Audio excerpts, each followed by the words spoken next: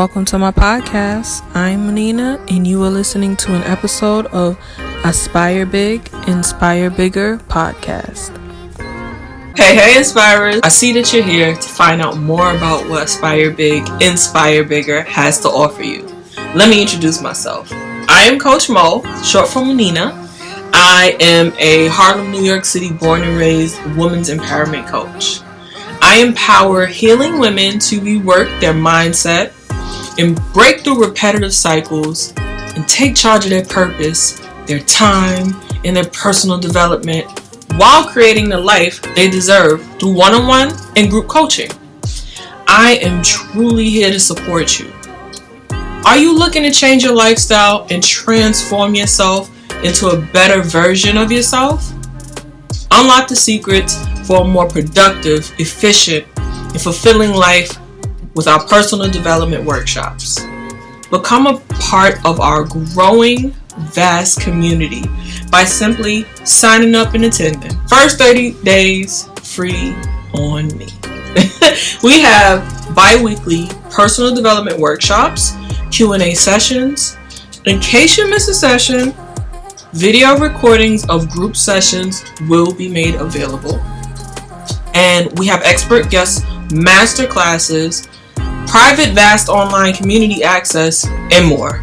The V.A.S.T community is a safe place for busy women to meet, learn, and grow with other like-minded women. Embrace your full potential. Learn to feel more in control, more present, and more excited about your life with this exclusive online community. This is a community filled with women who are dedicated to sharpening their life skills and committed to executing their life's vision. And if you don't know your life's vision, this group is designed to help you see the vision of what can be. As you join the V.A.S.T community, be willing to put in the work as we break down and get rid of old negative habits, negative self-talk, negative self-image, and tendencies that we may have to self-isolate and self-sabotage. Let's get started on transforming your life from the inside out. I look forward to hearing from you soon.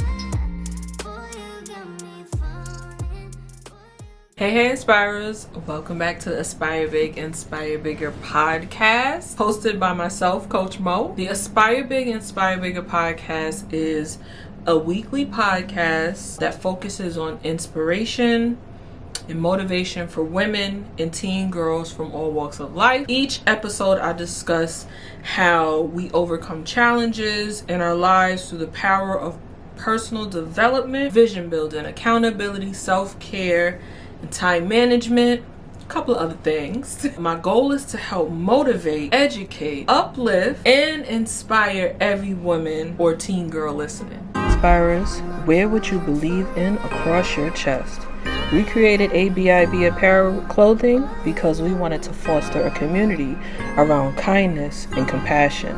Join the movement, wear your values, and spread the love. Shop ABIBAPPAREL.com. Remember to aspire big so that you can inspire bigger. Later, y'all. Alright, topic for today. Eliminate a fear of failure. We're going to talk about it in the stance of how the fear of failure gets in your way of producing and getting the outcome that you really want. So you eliminate a fear of failure because when people are afraid to fail, they give up. And I think we've all seen or have all felt somewhere in our life that we wanted something so bad, we were afraid to do the things it took. And maybe we weren't afraid to do the things it took. We were afraid that we would do the things it took and still not get the thing that we wanted. If we have in mind that failure is nothing more than lessons learned along the road to getting it right, then we can shift our perspective and shift our understanding of where we are for real. I wrote this down, right? So I'm going to read what I wrote down because I think it's important. I kind of get my thoughts out first and then I record the podcast. So I have my handy dandy iPad and I'm going to read some of the things that I wrote down. And I hope that it speaks to people and helps them a little bit. So many of us deal with imposter syndrome, mild seasonal depression, one or all of them, one or both of those, and full-on negative self-belief and negative self-talk habits. These things can truly stop us in our tracks and create a block that gets in the way of us going for the life or the lifestyle that we truly desire for ourselves. You have relinquished so much power when you allow yourself to be governed by these things that I just listed and other forms of fear as well. I think sometimes we really see it as the truth when we're feeling it. The fear is really speaking to us and telling us there's proof for this. There's proof that most people fail. And there's proof that if most people fail, you will be part of the most. And that the people who don't fail are a small, selective, special group of people. And the stars were aligned for them to succeed. But most of us, the stars are aligned for us, life is aligned for us to fail. If you think that way, failed. And if you think that way, you are positioning those people who have put the work in, followed through, cried, sweat, bled, all of those things, missed meals. Some of them was homeless, living in, living on couch hopping or whatever it was. Embarrassed, all of those things. You are kind of negating their journey because you want to believe that because you're coming up against those things too, that your journey is harder. We have this thing with wanting to be who wants to be hurt the most, and that's a victim mentality. So we really have to get past that. Fear of failure just brings on so many different negative character traits that we really have to be mindful of really what we're thinking and where we're going with our mindset when fear comes into play. Because fear is a real feeling, but it doesn't mean it's precedented over reality. Inc.com says one recent study estimates that more than 80% of adults experience imposter syndrome at some point in their lives. This tells me that the majority of the population finds it somewhat normal to talk themselves out of trying their best at something they actually want because they fear that they will fail at it, and in turn, their dream will be ruined. I truly believe we feed into the lies that we tell ourselves when we are automatically assuming a negative outcome from going after your dreams and desires. Fear of failure begets fear of attaining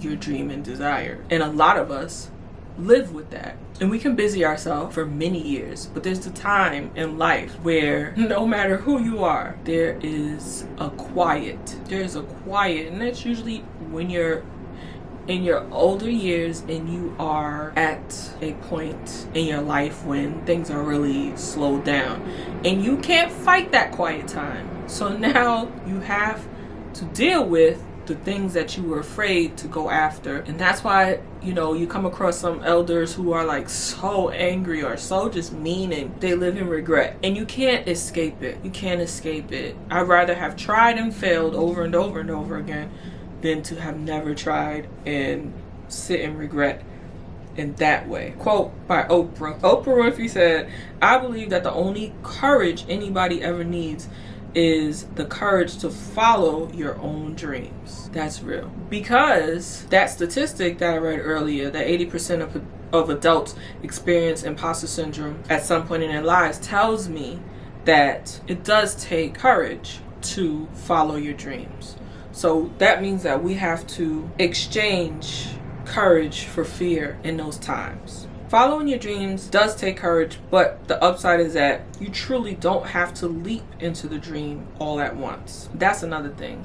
I'll come back to that. It just takes for you to move step by step. Theodore Roosevelt once said, believe you can, and you're halfway there. That's a big statement. I believe following your dreams takes courage, but the upside is that you don't have to jump all into it at once. Some people's dreams takes a decade, takes 2 decades. And the first decade is them building up their character, their courage, their confidence, their understanding, their education in a certain area. And then the next 10 is building the systems around it, building the business up, or building the lifestyle up, whatever it is. Doctors don't become doctors in 4 years. They have pre-med, they have med, they have residency if they match. If they don't match, they have to keep trying.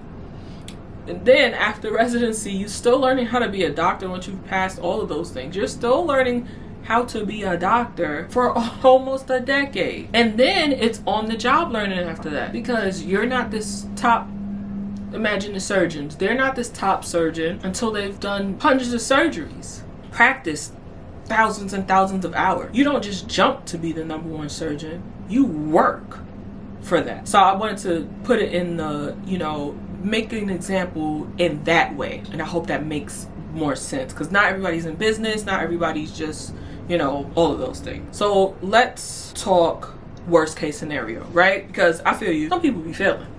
Even the ones who try hard, people be failing. So I get it. Let's have some real talk. A lot of you don't want to hear that you have to think positive. So I want you to take this moment right now, grab a piece of paper. We're doing something, this is a workshop now. So you can brainstorm all the things that can go wrong, and also what the worst outcome of those things going wrong could be. These situations that you wrote down, I need you to now ask yourself 3 things. Number 1, am I ready to relinquish my life dreams to these situations?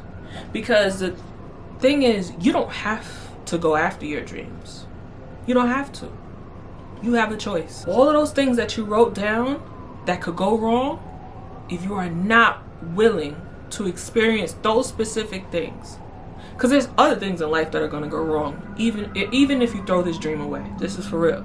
But if these specific things on the list are what you just they're deal breakers, you want to avoid these at all costs from now on to the rest of your life, are you ready to let it go? Let the dream go. Number 2, am I able to create a solid plan that gives me solutions to get me safely out of the outcomes I've written down? So now you're saying, all right, I see these outcomes, but I'm not ready to let go of my dream. Great. So now here comes the planning. Here comes preparation. You are going to prepare yourself in this specific way. You're going to write down a solution for every single problem that you wrote down. Don't skip one problem. Don't skip it and say, I just don't know the solution. Research until you find a solution. You can't go to number 2 if you haven't done number 1. Find a solution, a real life solution. Somebody who's done it and they found a solution.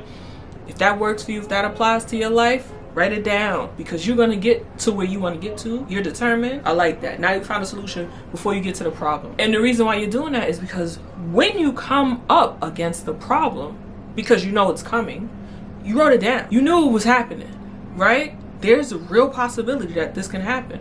You've written the solution before the problem has come to your door. You're ready for the solution. I've been waiting for you at the door. Right, okay. So the third one is, are my outcomes real life or specifically tailored to the type of rhetoric I've heard others speak to me and others around me as coping mechanisms? Oh, now that you've done all that research and that work, I want you to really look at the problems that you wrote down and say, are these real? Are these really, really, really, really real? Or are these things I've heard other people tell me about why people shouldn't go after dreams like this? Are these real? And when you find out that they're not real, I know you did all that hard work, but it's fine. I'd rather you waste your time now researching how to fix a problem that's not even real than it is to worry about a problem that's not even real and not get into action. Scratch it out. The one that wasn't real. Verywellmind.com says, failing can trigger feelings of worthlessness, so avoiding trying in the first place can sometimes serve as a way to protect the self from disappointment, regret, and sadness, right? And I know it feels like, dang, I can't do anything right. I can't finish a task. I am not here being productive in this world. I'm not bringing anything to this world. But if everybody really believed that, there would be no people who would succeed. Really kept to that feeling, because everybody feels that, is what I should say. Everybody has felt that in some sort of way in their life, whether they're trying to do something or not, which might be a different story, but that doesn't excuse us, any of us, to not keep going, to not find a solution, even if it takes a long time. I think people are afraid of that too. Maybe it is possible that all this time you've been imposing someone else's fear or misunderstanding of the true outcomes and possibilities on yourself. That's true. We do that sometimes. Sometimes our parents think they're speaking life into us, and really what they're doing is speaking their own fears. Like, you'll be such a great doctor. I don't know why you want to go after that music. It's no living in music, or whatever it is. That in turn has stolen your freedom to succeed, just like it has the person you learned it from. Because the person who told you shouldn't do that because it's not stable, you should do something else that's stable, probably had those dreams themselves, and they've talked themselves out of it. And they made it a truth in their life. So now they're telling you, like, this is the truth, but it's just it was their choice. And now they have to live up to it. There's a difference between living up to your choices and living in your truth. That's a deep one. The truth is, if you set your sights on just putting forth effort towards what it is that you want, you are likely to find that action leads you to another action that will lead you to where you want to end up, and far from that place you wrote about in our little exercise. I promise you, it's literally, if you take the first step and then take the second step, guess what step is going to come inevitably? Third step. Dale Carnegie said, inaction breeds doubt and fear. Action breeds confidence and courage. If you want to conquer fear, do not sit home and think about it. Go out and get busy. Now, have you ever heard of the saying, if you can't beat them, join them? Your road to success is really a depiction of the saying. I'll tell you how. You can't overtake your fears unless you are actively working just as hard to disprove them as you are to create them. For me, right? I graduated at the end of 2021, summa cum laude. That's the real outcome of me going back to school, right? That's really what happened. I graduated second high honors or whatever that is, right? But the story I told myself before I went back to school at 35 is I'm too old to go back. I have to be able to fully focus on my current job, and so I don't have the mental bandwidth to pass classes and work. Imagine telling yourself that for 10 years straight, and then actually going back and being second highest in the graduating class. Egg on my face. Wasted 10 whole years just to throw egg on my face, on my own face. I also reminded myself that I also never been good at school, so I'll get low grades, and my desire to get to the next level of school won't happen, because my next level is a bachelor's in exercise science, and the level after that is getting into Doctor of Physical Therapy program. But in order to get into those programs, you have to have a good GPA. You have to show that you can do your schoolwork. You have to, all these things. And so if I go back to school, basically I'll just be wasting my time, because I'm gonna get bad grades and I'm not gonna be able to attain the dreams that I want anyway. That's the story I told myself. And then went to school, threw egg on my own face, and became second highest rank in grades in the graduating class. Just gotta keep saying that. That's wild to me that a whole 10 years, this was my story over and over. It didn't change over and over. I fully and totally lied to myself before I even tried. I lied to myself for 10 years straight about this thing, over and over again, all for me to go back and dominate. Like, I killed that, okay? Just know I killed it.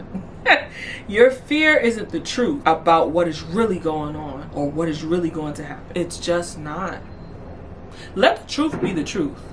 I'd rather have gone back 10 years ago and really did get bad grades and really did have to pivot and find a different way, than to have talked myself out of it. What if I would have got good grades 10 years ago? I would be a doctor of physical therapy right now in this very moment. So I had to eat crow. I had to. Stephanie Mellish says, fear is an idea crippling, experience crushing, success stalling, inhibitor, inflicted only by yourself. Literally stole 10 years of my life from myself because I thoroughly believed in my fear more than I believed in myself. Yikes. But does that sound familiar? I know I'm not the only one. We all go through it, right? I just want to make sure I'm the one to share it, right? There is a truth about the life you live presently. And in the future, my advice to you is to ensure that truth is the truth you want to live forever. All right, so let's close out. I want you to reflect on this. Ask yourself this question. What can I start right now to spring into action and build a healthier belief in what I can do versus what I can't? Y'all, New York City is bugging out. I know y'all hear the sirens. This is crazy, the horns.